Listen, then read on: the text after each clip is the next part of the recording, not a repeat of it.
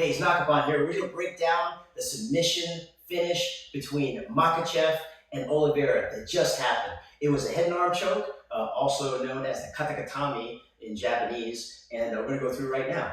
All right. Now, Oliveira is a master of submission, but a lot of times people don't know is he gets a submission from stunning the person with like a punch or almost like knocking him out, right? So the same thing happened to him. He got stung with the right hand and he got put on the mat. Now, what happened was Makhachev came around, beat the legs, he got around to the position, but then he got stuck in the half guard, okay? So when he was stuck in the half guard, he was already in a good position with a cross face and an underhook, and he locked it up into like a Makhachev type of position, okay? So he came over, got to the mount, dismounted, and then started to apply the pressure.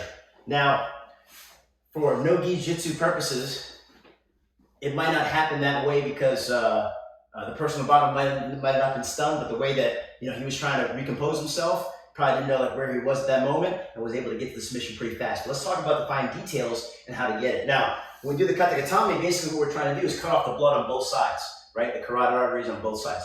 One with my arm and the other side with my partner's arm, okay? So we're gonna try to do this breakdown from the side, okay?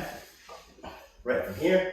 So I got my arm around and my head is on the other side. So what I'm gonna try to do now is get ear to ear with my partner, and then I need to close the gap and join my hands. Now I can join my hands a bunch of different ways. I can do a 10 finger, okay? I can do a palm to palm, wrist to wrist, or I can do a Makhachev, which is also called the lion killer, like a rear naked choke, which is exactly what Makhachev had on Oliveira. Okay, it was very interesting. You saw how he was doing it. Okay, so when I go, I bring my arm across. I want to make sure that basically my bicep is making contact with his carotid. I want to join my hands. I want to go ear to ear, and I want to get a pulling pressure. So my head is giving this pushing, and I'm getting a counter pressure with my arms pulling back, cutting off the blood on both sides. So if I'm here and I start to sink my body to the ground, I can really get that constriction. And again, I can do with a bunch of different types of grips, but the grip that you saw was probably the tightest circle that I can make around my partner's body, which is this